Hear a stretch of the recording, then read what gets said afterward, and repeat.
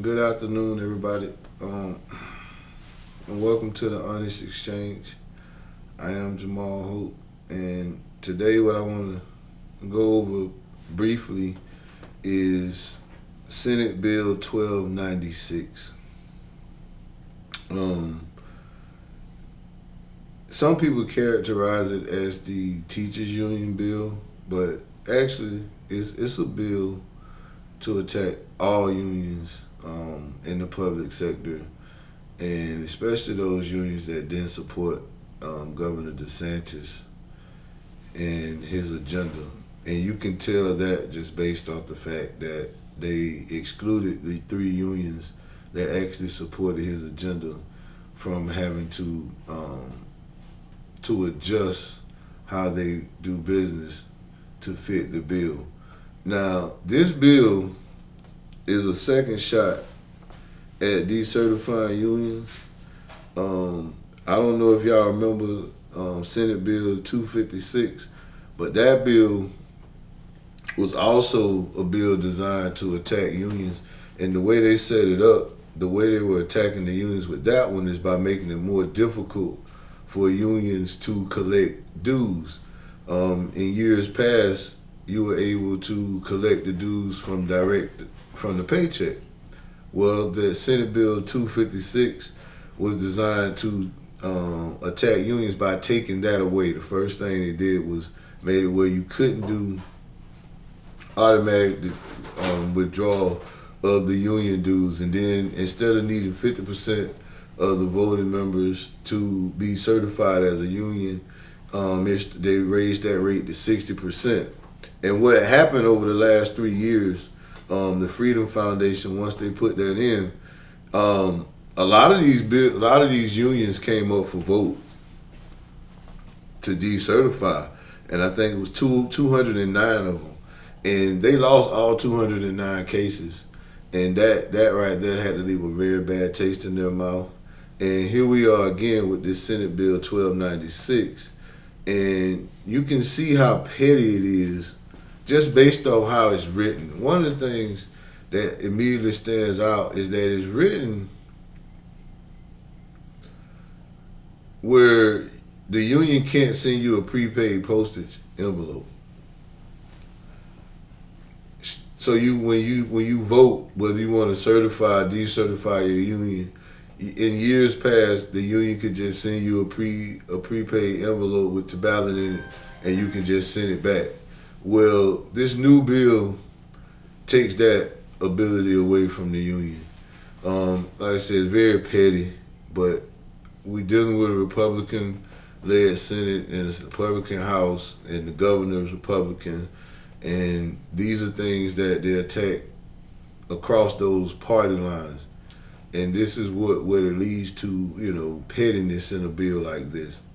One of the other things it does is, instead of you needing 60% of the members to vote that actually vote to approve certification or decertification of the union, they made it where you needed 50%. I think it was 50% of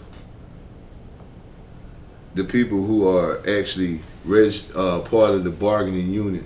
So what that means is, if you have a district with 250 teachers or people in the bargaining unit, then you would need 125 of those in order to certify the union. This is one of those times where the legislator and the governor clearly show their bias towards the unions, but it also shows how if you do not take control of a situation, it can get way out of hand.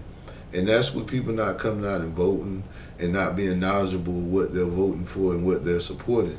But the interesting thing to me is watching how many of these school districts, especially their superintendents, actually come out and support these type of bills. And when I think about it, what made me move forward with doing this particular conversation was watching our superintendent for Gaston County Schools and at the state board meeting, and what he said and how he tried to portray the union.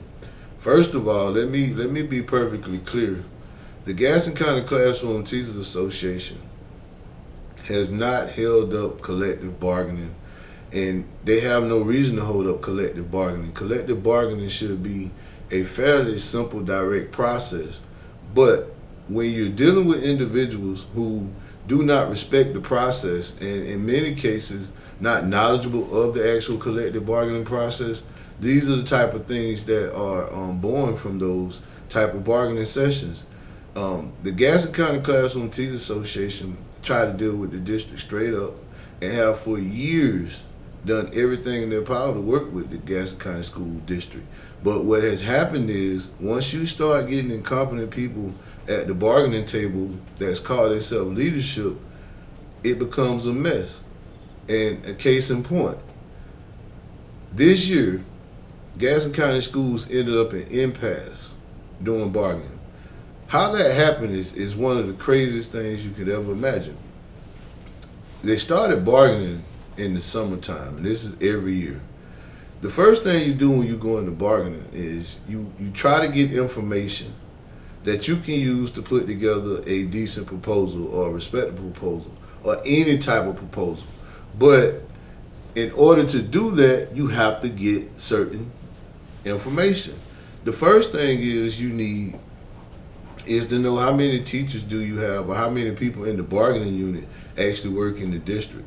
Now, you would think in 2026, with all the technology, that this would be a fairly easy piece of information to get. But in our collective bargaining sessions, this is almost impossible to get an answer from.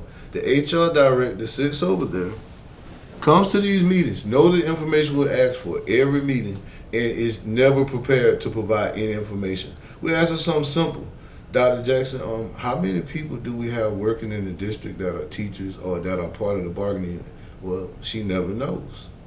This can go on from July, August, September, October, November, and this is the entire bargaining process. She never has a straight answer for how many people working in the district, which group of teachers here. This is a moving number all the time. We understand that, but just getting that simple information majority of the time becomes a challenge. The other thing that happens is we ask for the district fund balance. Now, if you're familiar with Gaston County finances, I can tell you it's been a mess for a lot of years. I know they try to paint the picture of the previous finance director being the problem with finances in this district, but the truth of the matter is it's been a problem for a lot of years.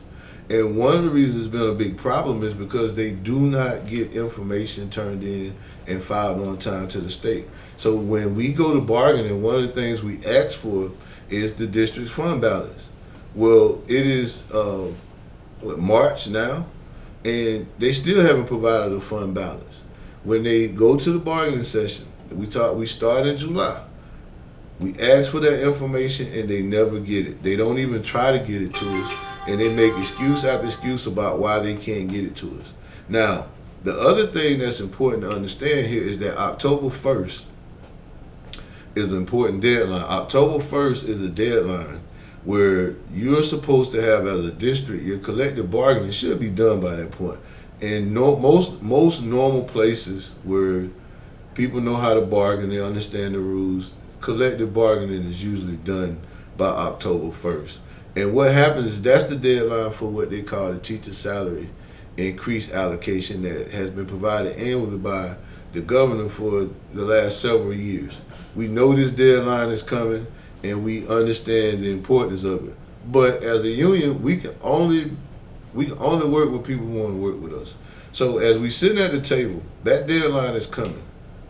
We're asking for this information, personnel and numbers, so that we can actually bargain salaries and try to get, the financial part of the bargaining done. And we can't get the information we need. And this goes on for months and months. One of the things is they only want to meet once a month. Now, even though we know that there's a tight window from July to October because of the way they like to do things, it's hard to get things done because of the lack of information and communication, and especially effective leadership, because they can't provide us the information.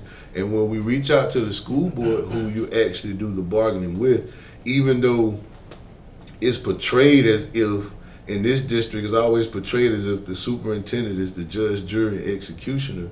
That's not the case. What you find if you read Florida statute is that when you're doing collective bargaining, although the superintendent is the representative of the school board, you ultimately are bargaining with the school district as a whole, and that collective body in Gaston County schools have failed to take any kind of active steps in being a part of the process, understanding what's going on in the process, and trying to do their role in the process, which is to ensure that their bargaining team is bargaining in good faith and providing us the information we needed. That's why at the school board meetings, when you see the union president get up and speak, what she's doing is she's asking them for help as the collective bargaining unit, as the governing body, because that is the only place that you can talk to multiple school board members at the same time is in a school board meeting. You can't talk about an academic or education issue is in a school board meeting. And you've heard one of the board members, several of the board members accuse her or attempting to bargain outside of the bargaining room. It's not what she's doing. She's asking for information. And she needs that information because we asked the incompetent bargaining team in the bargaining room so many times for the same information, and we can't get this information from them, so it becomes an issue. We're trying to get things done because we represent all of these teachers while we're at the bargaining table, and we're not getting anything to help us because we can't get the information we're asking for, and when we try to work with them, then this is what we get, a bunch of pushback. We get a bunch of lies, and then we get a bunch of excuses about why they can't produce the information that they need to produce for us to actually have an active bargaining session. Now, this wasn't the case, up until this current administration came over. Before that, we were bargaining with Mr. Pace, Rocky Pace, and Rocky Pace understood the process had been there for a long time. And the one thing we didn't have a whole lot of problems with him was getting information. But with this team, this new team that took over with this current administration, what you started to get was the same type of behavior that the members of the team had displayed in their leadership roles. And when you're talking about the assistant superintendent, Sylvia Jackson, being in the room, everybody in the district know her history as somebody that's difficult to work with, usually not very aware of what's going on, not very vested in has not very vested much time in learning the statutes and the policies, and spent a lot of time, disregarding policies and procedures. And because of her role as assistant superintendent, her role in this particular process as the highest ranking official in the bargaining is she sits over there and she creates a lot of this civil unrest because she is routinely doing things that are not a part of the bargaining process. And we have times when we sitting in a room, and anytime you have a leader who's supposed to be your assistant superintendent, who will sit in the room and say, well, the state told us we didn't have to follow that statute, or the state told us we didn't have to do this, and we didn't have to do this, or we didn't have to do this part of the process. And then we ask her, who at the state told you didn't do this? She has yet to produce any tangible evidence that the state told them not to do it. But because of her role and the way she controls the narrative, because she is the person who communicates between the bargaining team, the union, and the board and the superintendent, she carries that narrative, and she has done an immense amount of damage to the bargaining process because of what she does. And again, these things are well known, and these are things that we have to deal with at the bargaining table. And then we have the HR director who has been completely compromised because she is just going to follow orders. She's going to do what she's told. Now, in a normal situation, I guess that could be acceptable to a certain degree. But if you're the HR director, you should have a little bit more character and intestinal fortitude to try to do the right thing. But she goes along with this stuff as well. And then you have the finance director who's new to academic finance as a whole. She's still getting acclimated to it. Hadn't ever been a director of finance for a school, so she's still learning. Not going to just put her out there, but she's in this role. She took the job, and at that bargaining table, she's barely rarely able to provide answers to our questions or provide us information. And then we get to what we saw the other night at the state board meeting, where the superintendent gets up there and accuses the union of holding up bargaining and prevent people from getting the TSIA funding. Now, let's start with the first thing. You cannot bargain with people who will not provide you information to bargain with. Go back and watch the school board meetings and listen to Ms. Mandela when she is clearly asking them for information. Information that we could use to actually get bargaining over and done with. You can't bargain with people who will not communicate effectively. They have no information majority of the time. They walk in the bargaining room, they have no information for us. The things that we asked for in the previous bargaining meetings, they do not provide, and then they continue to drag out this process month after month after month until October 1st hits. And remember, I said October the 1st is very important. October the 1st is the deadline that you're supposed to have your TSIA, your teacher salary allocation money, distributed and out. And through the bargaining process, it should be done. In Gaston County schools, we rarely ever get to the table with any type of proposal from the district office before October the 1st. So when you say that the union is holding up bargaining, how? We asked you for the same information from July until now, still hadn't gotten it. You all don't walk into the office, into the table with the proposal before October the 1st, which is the actual deadline, for the process to be over. You don't have your fund balance. The annual financial report is never filed in a timely manner. Y'all can blame the person who was here before this current finance director, but we know the truth. This has been a running problem in Gaston County long before then, and it's going to continue to be as long as our school board members do not take an active role in the process as a governing body of making sure Florida statutes are enforced and followed. One of the main problems there is they don't even know the statutes and the policies enough to even enforce these statutes or the policies. And that creates an imbalance in the system, which create this bad situation when it comes to no labor peace. Because you have people that are carrying this message out that the union is causing a problem. But let's just put the facts out there. How can we bargain with a group that won't provide us the information? We followed the chain of command. We started with the bargaining team. Tried to communicate with the superintendent. Tried to communicate with the board. No information, can't bargain. Mid-October, sometime in November, the district comes in with a proposal. Take it or leave it. Listen, what we want to do is we want to get the state off our back. So what we're going to do, y'all just take this TSIA stuff. Don't worry about nothing else going on in the contract, none of the other bargaining. Don't worry about none of the information we have provided y'all. Don't worry about any of that stuff. We got to get this money to these teachers so the state can get off our back. So what y'all do, sign this document, and then once we get this out the way, we'll come back and negotiate with y'all on the rest of the contract.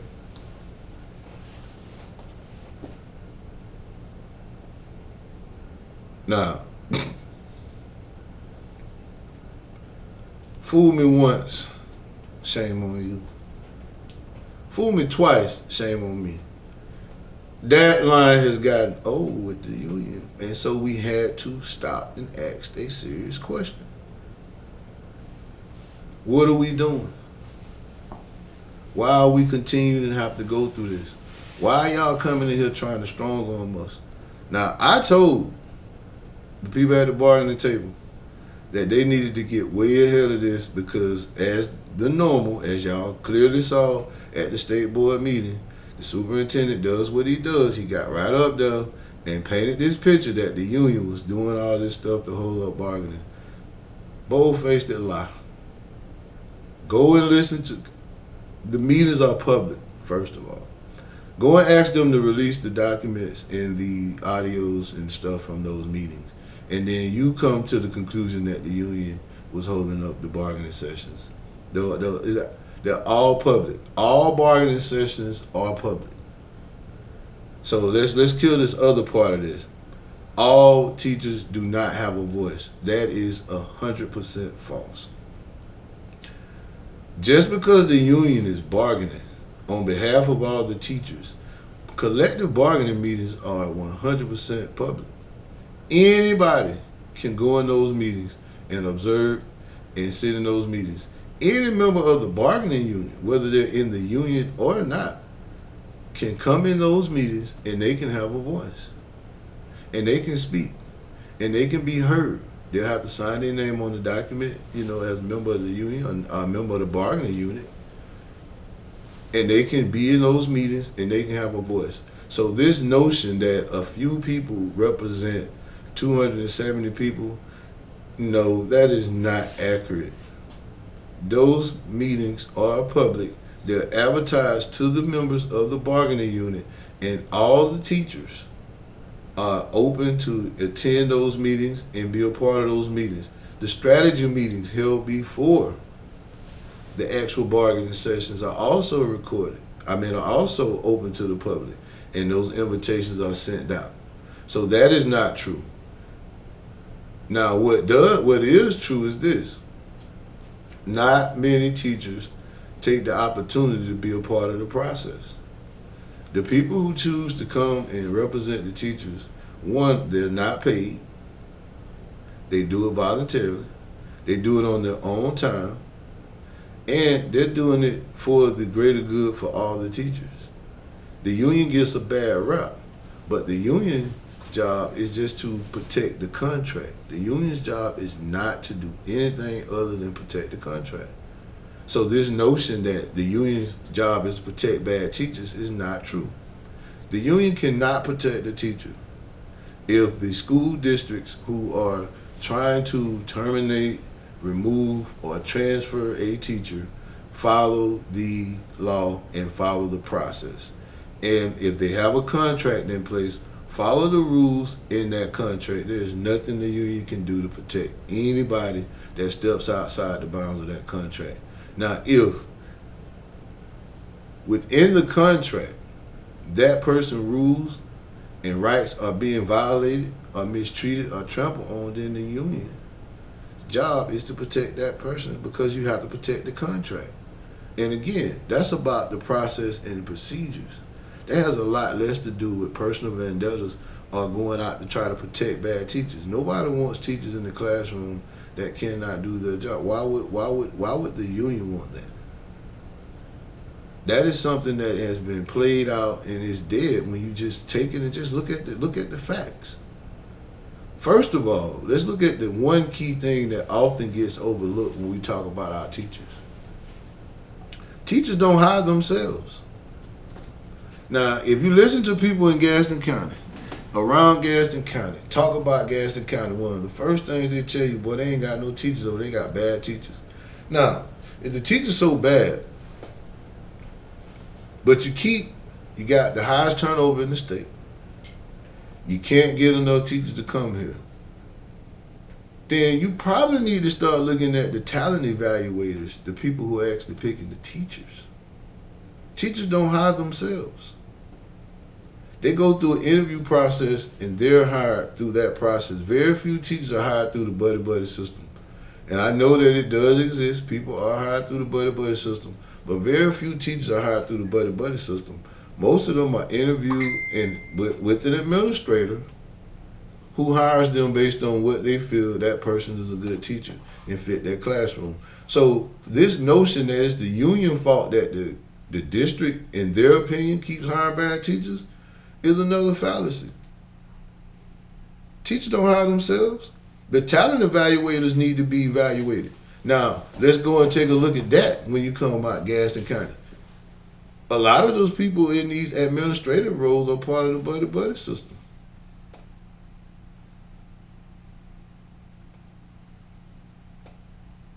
They write a report real good or this and that. They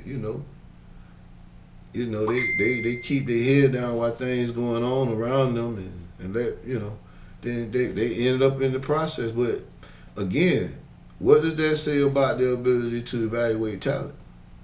Almost every teacher in this district was hired by an administrator who interviewed them and handpicked them. So if all these teachers are so bad, but they were picked by the administrators, that was picked by the executive team, that were approved by the school board, then do you see where I'm going with this? Then the problem lies at the top, and it trickles down. Because if bad leaders or bad talent evaluators picking bad people, and it does not go well, then that's the problem of the talent evaluators. Because when a person comes to you and apply for a job, it's your job to evaluate that person to see if that person qualified to do that job. And if you decide that person's qualified to do that job and let them do that job, put them in a position to do that job, and they can't do the job, then there needs to be evaluation of the person choosing that person to be in that classroom, and not just blaming that person in the classroom. Because this is what happens in Gaston County. You get hired, they throw you in a classroom. Many times, like when I got hired in Gaston County years ago, they would even do an orientation and give you some pointers and feedback, give you some help. Now, the person over HR now, she's not doing things like that. Well, if you look at her history as administrator, you can see that she has performed like that. So you won't get much improvement or much help from that area, because that's not something that over the years she's been able to prove she's been able to do. But she's been put in that position because she wasn't able to do it as administrator. But then once she got in that position in HR, it's a lot less pressure when you don't have the stress, and then you can just walk around with your head down while things going on in your department and around your department. But then the quality of the HR department continues to go down. You say that the teachers are the problem, but they've been hired by administrators chosen by you all. And when their contract or their rights are violated, then they are a member of the union, then the union steps in and they just protect the contract, and then y'all go on this tangent about how bad the union is. The reality of the situation is the problem starts at the top and it trickles down and it affects the rest of the system. And if we haven't recognized that yet, then whether it's getting louder, it's harder to ignore because of what's going on. But if we haven't recognized that yet, then we're not prepared to address the issues and fix the problems. And until we get to that point, then we can blame the union, we can blame the teachers, we can blame the parents, we can blame the kids, we can blame whoever we want to. But if they're walking into a house that is burning and crashing down, and these outcomes and these 67 out of 67 results continue to occur, but we have not addressed the burning house, how are we going to expect things to get better?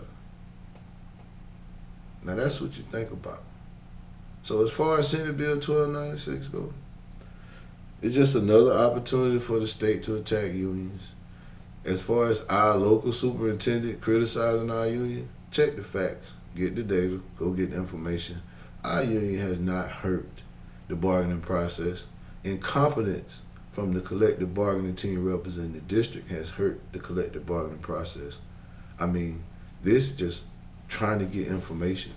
And our school board's inability to learn the statute, enforce the statute, or to actively do their role in the process continues to leave us in these type of situations. And that's what it is. Now, as far as today go, that's the honest exchange. I am Jamal Hope, and you have a nice day.